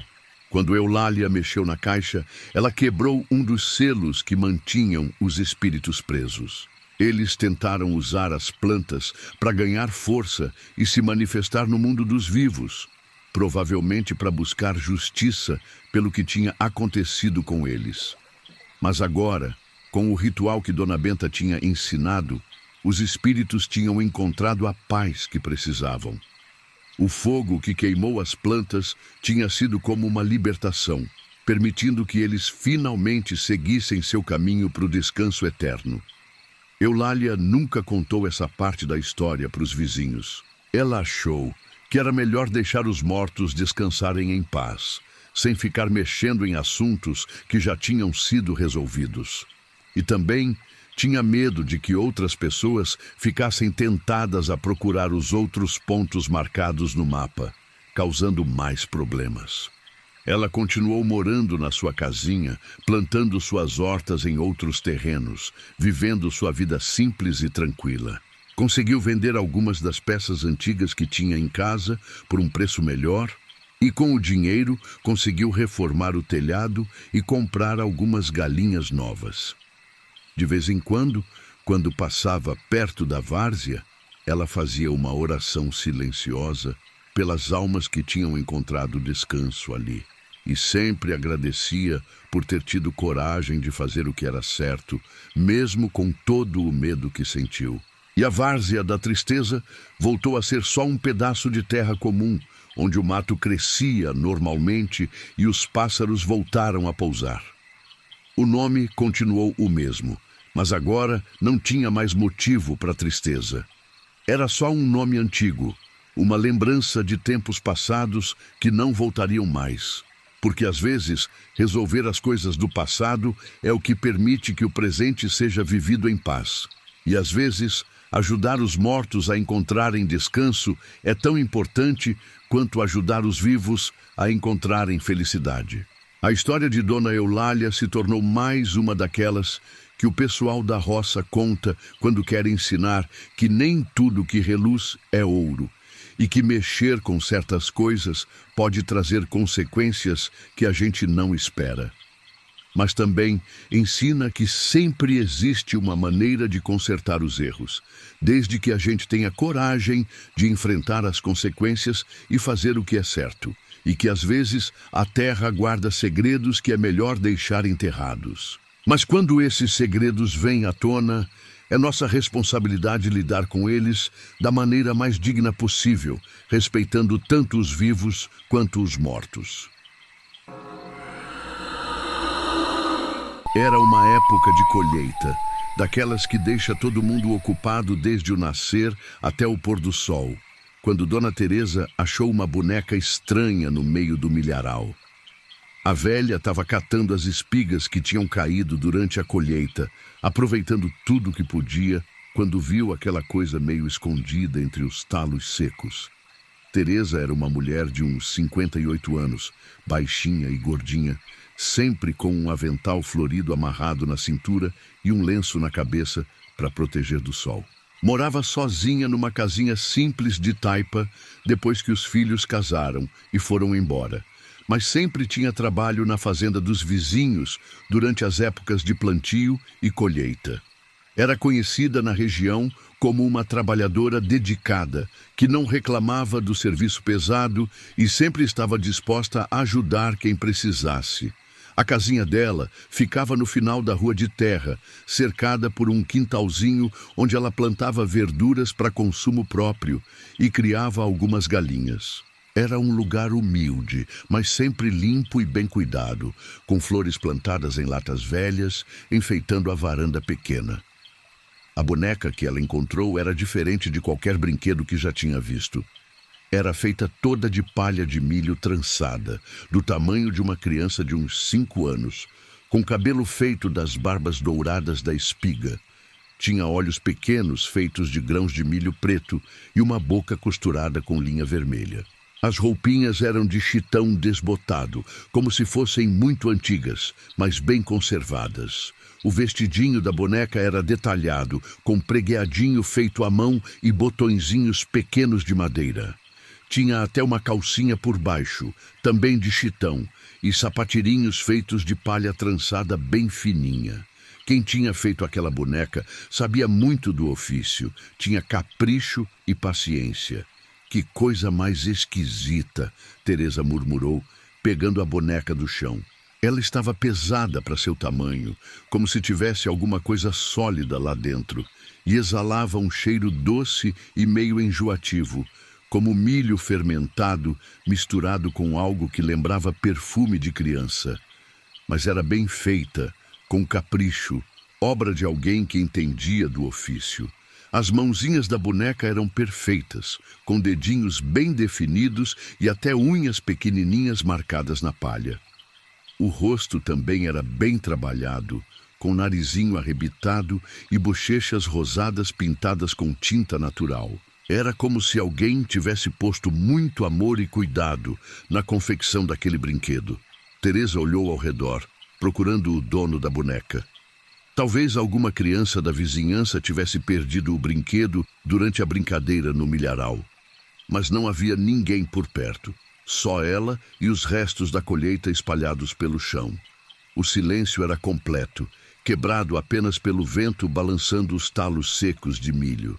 A fazenda onde ela estava trabalhando pertencia ao seu Antônio, um homem respeitado na região, pai de 4 filhos já crescidos.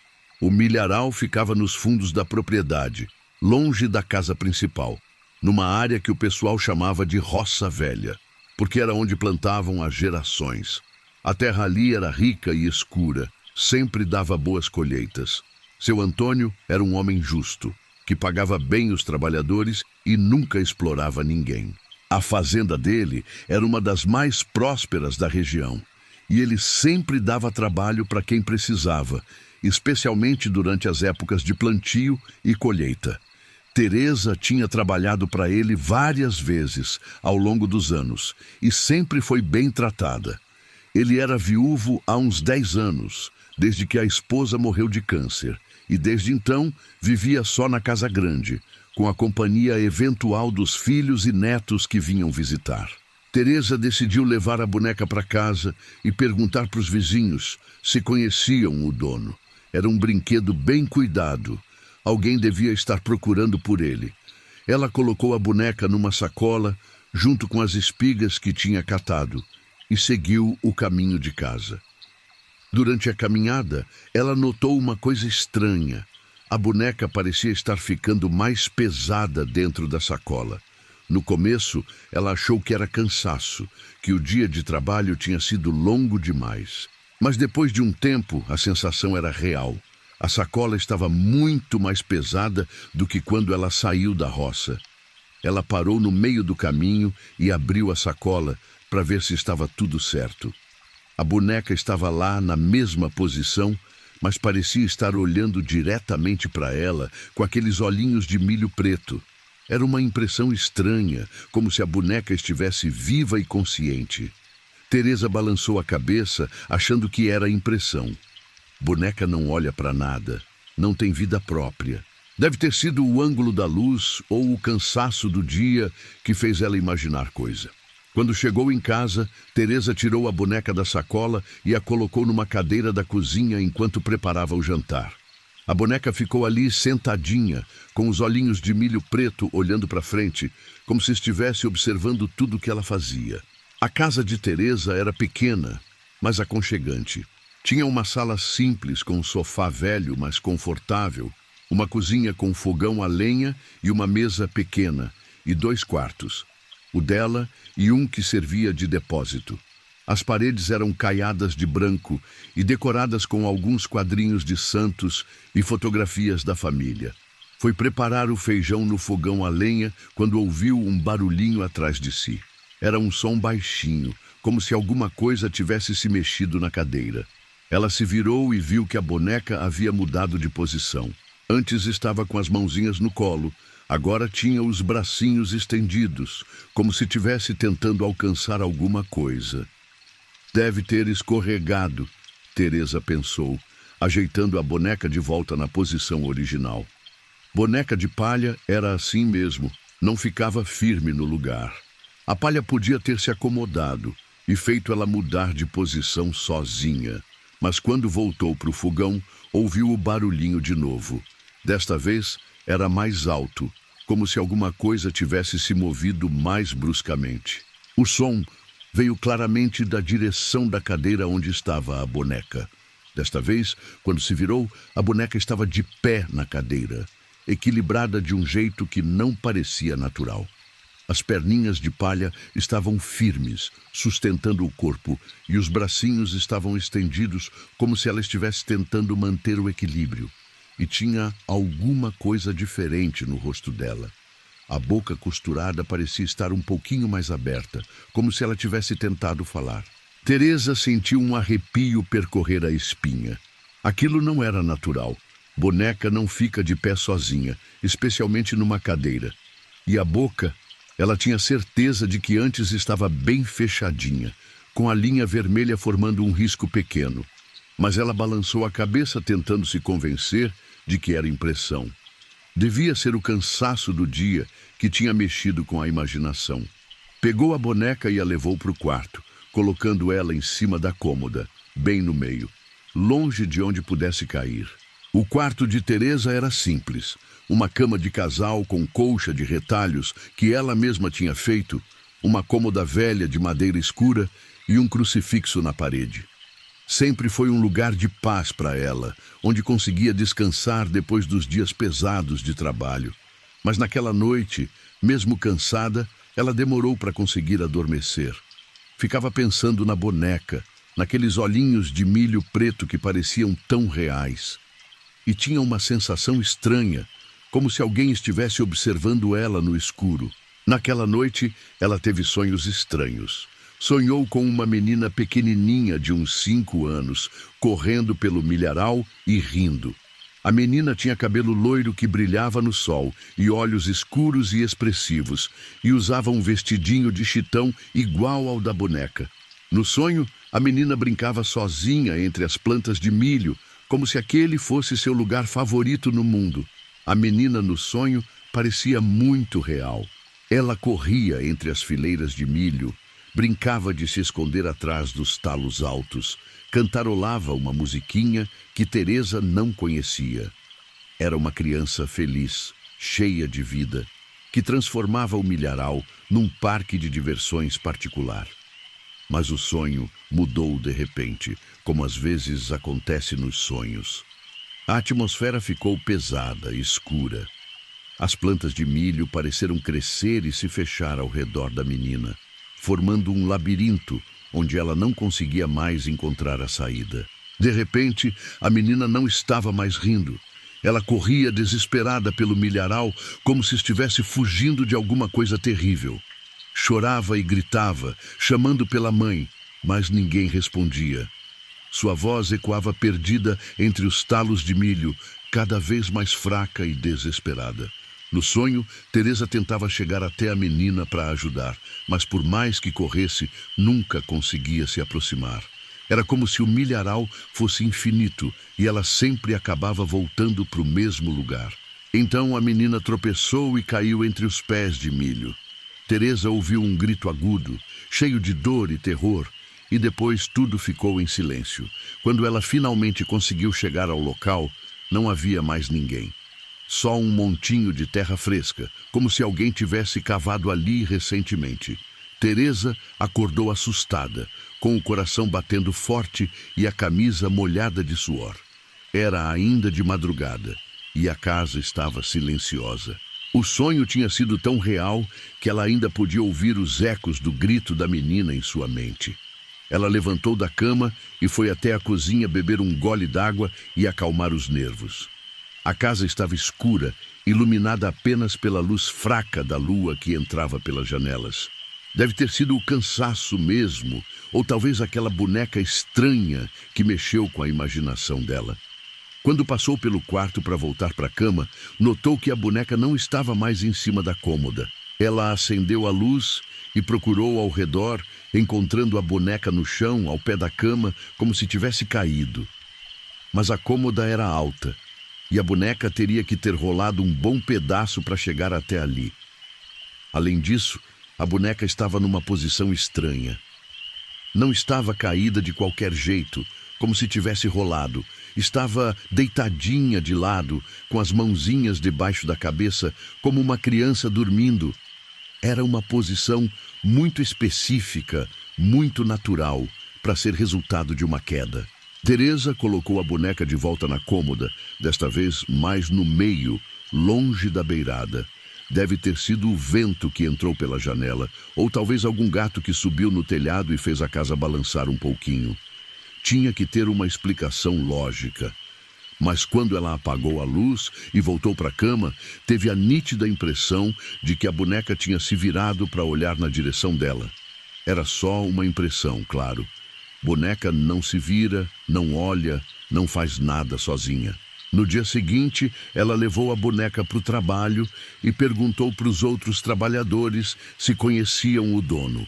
Eram umas 6 pessoas que trabalhavam na colheita, gente conhecida da região que Teresa via todo ano na época da safra. Ninguém sabia de nada. Seu João, que trabalhava há mais de 20 anos na fazenda, nunca tinha visto aquela boneca. Dona Conceição, que conhecia todas as crianças da redondeza, também não fazia ideia de quem poderia ser o dono. É trabalho fino demais para ser de qualquer um, comentou Zé do Carmo, examinando a boneca com cuidado. Quem fez isso tem mão para coisa, mas não conheço ninguém por aqui que saiba fazer boneca de palha. Seu Antônio também nunca tinha visto aquela boneca e disse que não lembrava de nenhuma criança brincando no milharal recentemente. A fazenda era cercada e ele sempre sabia quando tinha visita, especialmente crianças. É capricho de quem sabe fazer, ele comentou, examinando a boneca com interesse. Minha avó fazia umas assim quando eu era pequeno, mas faz mais de 40 anos que não vejo ninguém com essa habilidade por aqui. É arte que está se perdendo. Ele contou que a avó dele, Dona Sebastiana, era famosa na região pela habilidade de fazer brinquedos de palha. Ela fazia bonecas, cavalinhos, passarinhos, tudo muito bem feito e detalhado. As crianças da época adoravam os brinquedos dela. Mas depois que ela morreu, ninguém mais aprendeu a técnica. Os filhos dela não se interessaram e a arte morreu com ela. Durante o trabalho, Teresa deixou a boneca sentada debaixo de uma árvore grande que ficava na beira do milharal, na sombra. Era um lugar tranquilo, onde ela podia ficar de olho na boneca enquanto trabalhava. Mas toda vez que olhava para lá, tinha a impressão de que ela tinha mudado de posição. No começo do dia, a boneca estava olhando para o milharal. Depois do almoço, parecia estar olhando na direção dos trabalhadores. No meio da tarde, estava virada para outro lado completamente. Teresa chegou a perguntar para os outros se alguém tinha mexido na boneca, mas todos disseram que não. Seu João até riu, dizendo que tinha mais o que fazer do que ficar brincando com boneca. Mas não era só a posição que mudava. A expressão do rosto também parecia diferente ao longo do dia. Às vezes, a boneca parecia triste, com a boquinha virada para baixo. Outras vezes parecia curiosa, com a cabeça inclinada de lado. E em alguns momentos parecia até assustada. No final do dia, quando foi pegar a boneca para ir embora, Teresa notou que tinha terra nas mãozinhas dela, como se ela tivesse cavado alguma coisa. A terra estava sob as unhas pequenininhas e entre os dedinhos de palha, mas isso era impossível. Boneca não cava terra, não faz nada sozinha. Devia ter sido o vento que levantou terra e grudou na boneca, ou talvez algum bicho pequeno que passou por ali. Mesmo assim, Teresa limpou cuidadosamente as mãozinhas da boneca antes de colocá-la na sacola. Enquanto limpava, teve a estranha sensação de que a boneca estava gostando do cuidado, como uma criança que gosta de ser cuidada pela mãe. Naquela noite, Teresa resolveu que ia perguntar para Dona Socorro, a vizinha mais velha, se ela sabia alguma coisa sobre bonecas de palha de milho. Dona Socorro tinha mais de 80 anos e conhecia todas as histórias da região. Se alguém soubesse alguma coisa, seria ela. A casa de Dona Socorro ficava 2 ruas acima, numa construção antiga de adobe, com um quintal cheio de plantas medicinais. A velha era conhecida como curandeira e benzedeira, sempre ajudando quem precisava com chás e rezas. Boneca de milho, Dona Socorro repetiu, franzindo a testa enrugada e ajustando os óculos no nariz. Faz tempo que não ouço falar disso. Minha mãe contava umas histórias sobre essas bonecas, mas eu achava que era lenda. Que tipo de história? Teresa perguntou, sentindo um arrepio de antecipação. Dona Socorro serviu um chá de erva cidreira e se acomodou na cadeira de balanço da varanda. O sol estava se pondo e a luz dourada da tarde dava um ar ainda mais misterioso às palavras da velha. Ela dizia que quando uma criança morria de forma trágica, às vezes o espírito dela ficava preso na terra, sem conseguir encontrar o caminho para o descanso eterno, e que os antigos faziam essas bonecas especiais para ajudar o espírito a encontrar paz. Dona Socorro explicou que o ritual era muito específico e só podia ser feito por pessoas que entendiam do assunto. A boneca servia como uma espécie de corpo provisório, um recipiente onde o espírito da criança podia habitar temporariamente até conseguir resolver o que aprendia ao mundo dos vivos. A boneca tinha que ser feita com palha do local onde a criança tinha brincado pela última vez e com roupas iguais às que ela usava quando morreu. Depois, era deixada no mesmo local por uma noite de lua cheia, com orações e oferendas específicas. A velha pausou para tomar um gole do chá, seus olhos perdidos nas memórias antigas. Se o espírito aceitasse a boneca, ela ganhava vida própria por alguns dias, até conseguir mostrar para os vivos o que precisava ser resolvido. Podia ser indicar onde o corpo estava enterrado, ou revelar como morreu, ou até mesmo identificar quem foi o culpado por sua morte. Mas são só histórias antigas. Sabe como é? Ela concluiu, balançando a cabeça.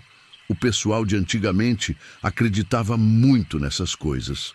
Hoje em dia, ninguém mais dá importância para essas tradições.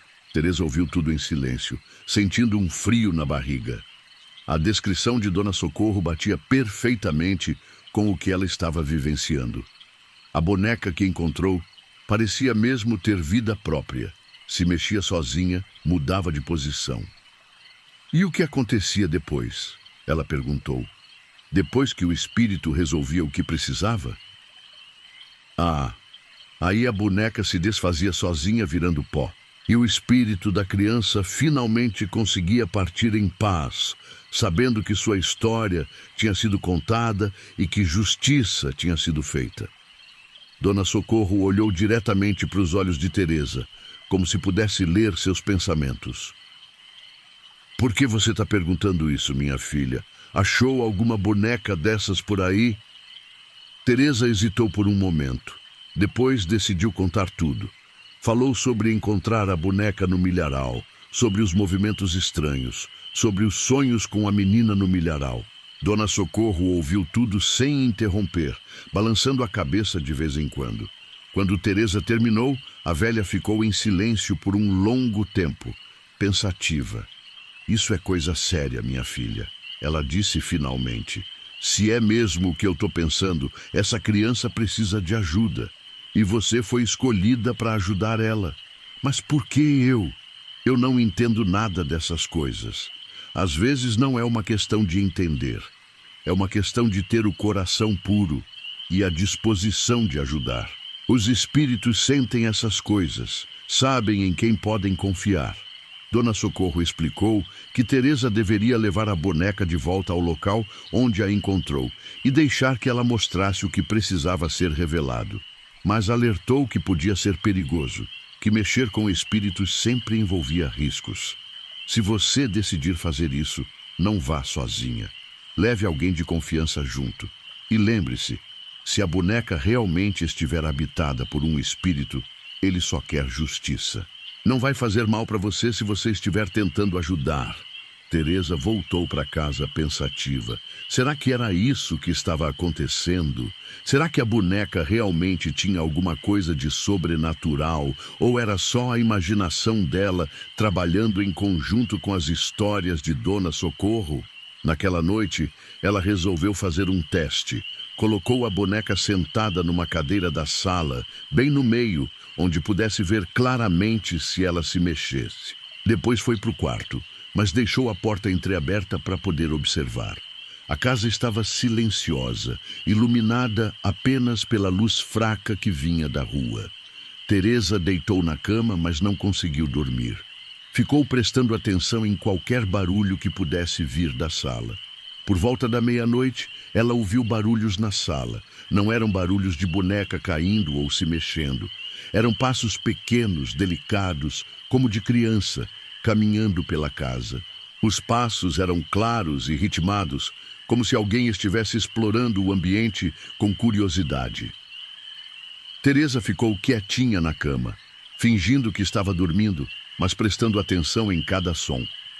O coração batia tão forte que ela tinha medo de que pudesse ser ouvido. Os passos foram até a cozinha, pararam por um tempo, depois voltaram para a sala. Ela ouvia também outros barulhos. cadeiras sendo arrastadas levemente, gavetas sendo abertas com cuidado, como se alguém estivesse procurando alguma coisa específica. Mas eram barulhos delicados, cuidadosos, como se a pessoa não quisesse acordar ninguém. Teve um momento em que os passos se aproximaram do quarto onde ela estava. Pararam bem na porta e Teresa teve a sensação de que alguém estava parado ali, observando ela. Ficou imóvel, tentando respirar de forma regular, como se estivesse dormindo profundamente. Depois de alguns minutos que pareceram uma eternidade, os passos se afastaram. Ela ouviu mais barulhos na cozinha. Depois tudo ficou silencioso novamente. Quando os barulhos pararam completamente, Teresa esperou mais um tempo antes de se levantar. Estava com medo do que pudesse encontrar, mas a curiosidade era mais forte. Foi até a sala e viu que a boneca não estava mais na cadeira. Procurou ao redor e a encontrou na cozinha, sentada no chão perto do fogão, com as mãozinhas sujas de cinza fria da fornalha. E tinha mais uma coisa que fez seu coração parar por um momento. Na mesa da cozinha, alguém tinha desenhado alguma coisa na fina camada de poeira que sempre se acumulava ali durante a noite. Era um desenho simples, feito com o dedinho, mostrando uma casinha pequena e uma árvore grande ao lado. E embaixo do desenho, escrito numa letra infantil e irregular: Casa. Teresa sentiu um nó na garganta e os olhos se encheram de lágrimas. Aquilo não podia ser coincidência. Havia realmente alguma coisa habitando aquela boneca, uma criancinha que queria se comunicar com ela, que talvez estivesse tentando mostrar onde morava ou onde queria voltar. Ela pegou a boneca com cuidado e a levou de volta para a sala, colocando-a na cadeira novamente. A boneca parecia mais leve agora, e havia algo diferente em sua expressão. Parecia mais tranquila, como se estivesse contente por ter conseguido se comunicar. Está bem, pequena, Teresa sussurrou para a boneca. Eu vou tentar te ajudar, mas você precisa me mostrar o que quer, tá bom? Por um momento, ela teve a impressão de que a boneca assentiu levemente com a cabeça. Mas pode ter sido só a luz da rua criando sombras. No dia seguinte, em vez de ir trabalhar, ela resolveu investigar a história daquela boneca. Foi até o cartório da cidade e pediu para ver os registros antigos, procurando informações sobre crianças que tinham morrido na região nos últimos anos. O cartório era um prédio antigo no centro da cidade, com arquivos que datavam de mais de 100 anos. O escrivão, seu Manuel, era um homem idoso que conhecia a história da região como ninguém. Criança desaparecida? Ele repetiu, ajustando os óculos e abrindo os livros antigos. Deixa eu ver aqui. Ah, sim. Teve um caso há uns 15 anos que chocou a cidade toda. Demorou algumas horas, mas ela finalmente encontrou o que procurava. Seu Manuel puxou um arquivo empoeirado e mostrou os documentos do caso. Há 15 anos, uma menina de 5 anos chamada Maria do Carmo tinha desaparecido durante uma festa junina na fazenda do seu Antônio. A menina estava brincando com outras crianças quando sumiu. Todo mundo procurou por ela durante dias, mas nunca foi encontrada. Foi um caso terrível, seu Manuel comentou, balançando a cabeça. A menina era filha do seu Benedito, que trabalhava na fazenda do Antônio, uma criança linda, alegre, que todo mundo gostava. Ele mostrou uma foto antiga da menina, tirada poucos dias antes do desaparecimento. Teresa sentiu um arrepio ao ver a imagem. Era exatamente a menina dos seus sonhos. Cabelo loiro, olhos escuros, um sorriso angelical. E estava usando um vestidinho de chitão com o mesmo padrão da roupa da boneca. O caso nunca foi resolvido. A polícia investigou durante meses, interrogou dezenas de pessoas, vasculhou a fazenda e os arredores, mas não achou pistas. A família da menina acabou se mudando da cidade alguns meses depois, não aguentando a dor e as lembranças constantes. O pai dela, seu Benedito, ficou desesperado. Seu Manuel continuou. Procurou a filha durante anos, mesmo depois de se mudar. Contratou detetives particulares. Ofereceu recompensa, mas nunca conseguiu descobrir o que aconteceu. A mãe da menina, Dona Francisca, havia morrido poucos anos depois. Dizem que de tristeza e desgosto. Seu Benedito ainda estava vivo, mas morava em outra cidade, a mais de 200 quilômetros dali. E com o tempo, o caso foi esquecido. Seu Manuel concluiu, fechando o arquivo, virando apenas mais uma tragédia que o pessoal evitava comentar. Ninguém gosta de lembrar dessas coisas tristes. Teresa lembrou do sonho que tinha tido, da menina correndo pelo milharal, depois sendo perseguida por alguém. Será que era Maria do Carmo que estava tentando se comunicar através da boneca? Será que ela estava tentando mostrar onde seu corpo estava enterrado? Ou quem tinha feito mal a ela? Seu Manuel, ela perguntou, o senhor sabe se alguém na época sabia fazer bonecas de palha de milho? O velho escrivão pensou por um momento, depois balançou a cabeça. Não que eu me lembre. Por quê? Teresa não quis entrar em detalhes, apenas disse que estava curiosa sobre artesanato antigo, mas uma ideia estava se formando em sua mente. Talvez a própria Dona Francisca, a mãe de Maria do Carmo, tivesse feito a boneca como uma forma de tentar trazer a filha de volta, ou de manter sua memória viva. Naquela tarde, ela voltou para a fazenda do seu Antônio, desta vez acompanhada da boneca. Disse para o fazendeiro que queria dar uma última olhada no milharal, procurar algumas espigas que podia ter esquecido, mas, na verdade, queria testar sua teoria. Seu Antônio achou um pouco estranho, mas não fez perguntas. Ele estava acostumado com os jeitos particulares dos trabalhadores rurais, que às vezes tinham suas manias e superstições. Teresa caminhou pelo milharal segurando a boneca, prestando atenção em qualquer sinal de que ela reagisse a algum lugar específico. A tarde estava clara e ensolarada, mas havia algo de melancólico no ar, como se o próprio lugar guardasse memórias tristes. Por um tempo, nada aconteceu. A boneca permaneceu inerte em seus braços, apenas um brinquedo de palha sem vida aparente.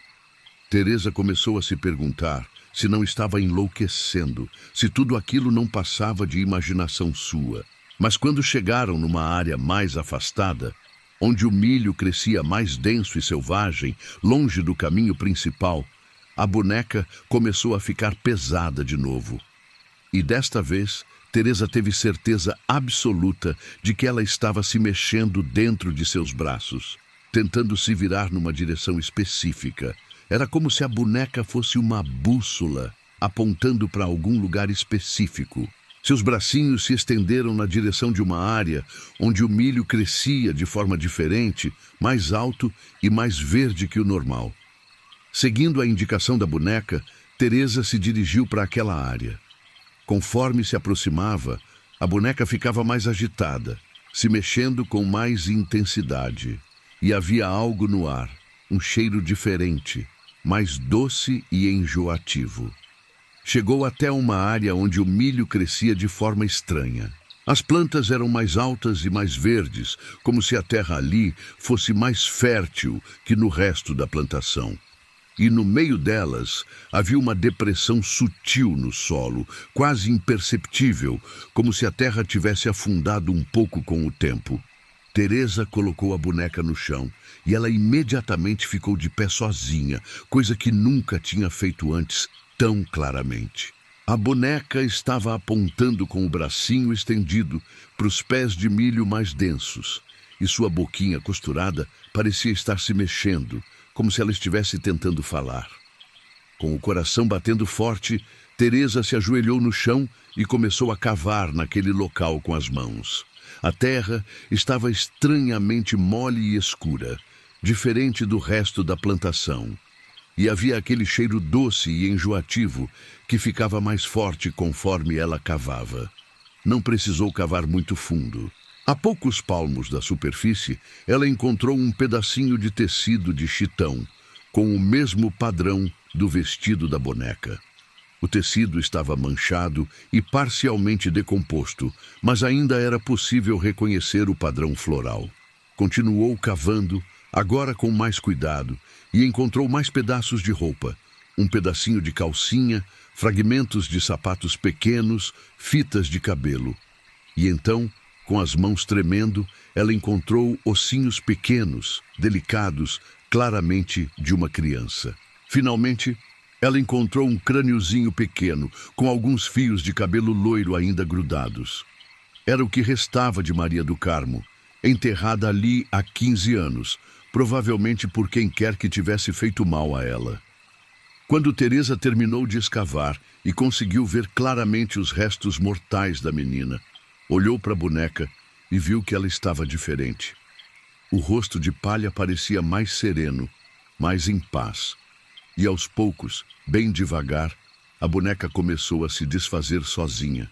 Primeiro foram as roupinhas, que se desfizeram como se fossem feitas de fumaça.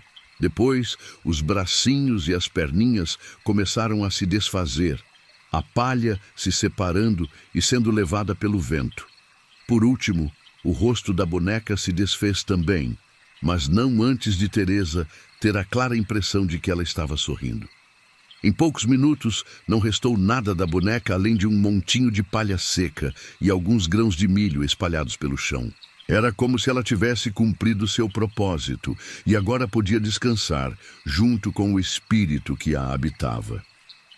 Teresa ficou ali ajoelhada, olhando para os restos mortais da menina e para a palha espalhada, com lágrimas escorrendo pelo rosto. Era uma mistura de tristeza pela tragédia e de alívio por ter conseguido ajudar a alma daquela criança a encontrar paz. Depois de um tempo, ela se recompôs e foi chamar seu Antônio. O fazendeiro ficou chocado quando viu o que ela tinha encontrado, mas ajudou ela a chamar as autoridades. A polícia veio, isolou a área e começou a investigação. Os restos mortais foram cuidadosamente exumados e levados para a perícia. A confirmação da identidade veio alguns dias depois. Era realmente Maria do Carmo. Com as novas evidências e a reabertura do caso, a polícia começou a investigar com renovado interesse. Revisaram todos os depoimentos antigos, reinterrogaram pessoas que tinham estado presentes na festa junina 15 anos antes. Foi então que surgiram informações que tinham sido negligenciadas na época. Algumas pessoas lembraram de ter visto um homem estranho na festa, alguém que não era da região e que ninguém conhecia direito. Ele tinha sido visto conversando com algumas crianças, oferecendo doces e brincadeiras. Depois de semanas de investigação, conseguiram identificar o homem. Era um trabalhador temporário que tinha sido contratado apenas para ajudar nos preparativos da festa. Seu nome era José Roberto Silva, e ele tinha histórico de crimes contra crianças em outras cidades. Encontraram o homem em outro estado, onde vivia sob identidade falsa. Quando foi confrontado com as evidências, ele acabou confessando o crime. Disse que tinha atraído a menina para longe da festa, com promessas de mostrar uns filhotinhos de cachorro que estavam escondidos no milharal. Quando chegaram no local isolado, ele tentou abusar da criança. Maria do Carmo gritou e tentou fugir, então ele a matou para ela não contar para ninguém. Enterrou o corpo ali mesmo e voltou para a festa como se nada tivesse acontecido. No dia seguinte, desapareceu da cidade antes que alguém pudesse suspeitar dele. O homem foi preso e condenado. Mas mais importante que a justiça legal foi a paz que a descoberta trouxe para a família de Maria do Carmo. Seu Benedito, que ainda estava vivo, pôde finalmente saber o que tinha acontecido com a filha e dar a ela um enterro digno.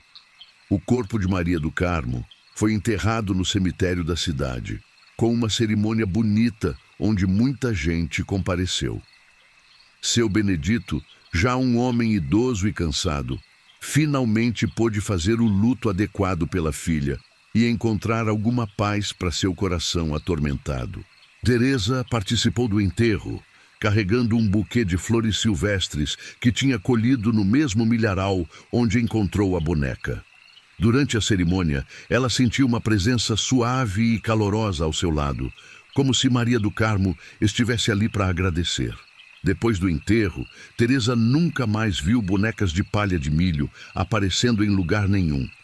E o milharal da fazenda do seu Antônio voltou ao normal, sem mais aquelas plantas estranhamente viçosas no local onde a menina estava enterrada. O local da descoberta foi marcado com uma pequena cruz de madeira, onde Teresa e outros moradores da região às vezes vinham deixar flores. Virou um lugar de memória e oração, onde as pessoas lembravam de Maria do Carmo e de todas as crianças que partiram cedo demais deste mundo. Seu Antônio, profundamente abalado por descobrir que uma tragédia daquelas tinha acontecido em sua propriedade, resolveu doar aquela parte da fazenda para a cidade, para que fosse transformada num parque em memória de Maria do Carmo. O parque foi construído alguns anos depois com uma área de lazer para crianças, bancos para descanso e um pequeno memorial com o nome de Maria do Carmo. Virou um lugar de paz e alegria, onde as crianças da cidade podiam brincar com segurança. Teresa continuou trabalhando na região, mas nunca mais conseguiu passar por aquele local sem sentir uma mistura de tristeza e gratidão. Tristeza pela tragédia que tinha acontecido, mas gratidão por ter sido escolhida para ajudar uma alma inocente a encontrar paz. Ela nunca esqueceu da experiência com a boneca de Maria do Carmo. De vez em quando encontrava objetos perdidos ou abandonados, se lembrava da lição que tinha aprendido. Às vezes, as coisas que encontramos não são apenas objetos, mas pedidos de ajuda de quem não pode mais falar por si mesmo. A história se espalhou pela região, contada e recontada nas rodas de conversa.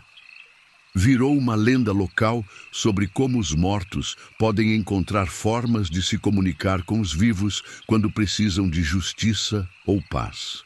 E o pessoal começou a prestar mais atenção quando encontrava objetos estranhos abandonados, especialmente brinquedos de criança, porque às vezes esses objetos carregam mais do que aparentam e podem ser a chave para resolver mistérios antigos e dar paz aos que partiram. Teresa sempre dizia para os vizinhos: se encontrarem alguma coisa estranha perdida por aí, não ignorem. Às vezes é alguém tentando pedir ajuda de um jeito que a gente não está acostumado a entender. E todo mundo merece ser ouvido mesmo depois da morte. A experiência mudou Teresa profundamente. Ela se tornou mais sensível aos sinais ao seu redor, mais atenta às necessidades dos outros, vivos ou mortos. E sempre que via uma criança brincando, se lembrava de Maria do Carmo e fazia uma oração silenciosa pela proteção de todos os pequenos. E o milharal continuou produzindo, mas agora com uma paz diferente, sabendo que a menina que brincava ali finalmente tinha encontrado seu lugar de descanso eterno e que sua história tinha sido contada. A terra, que antes guardava um segredo terrível, agora podia ser fértil sem carregar o peso de uma injustiça não resolvida.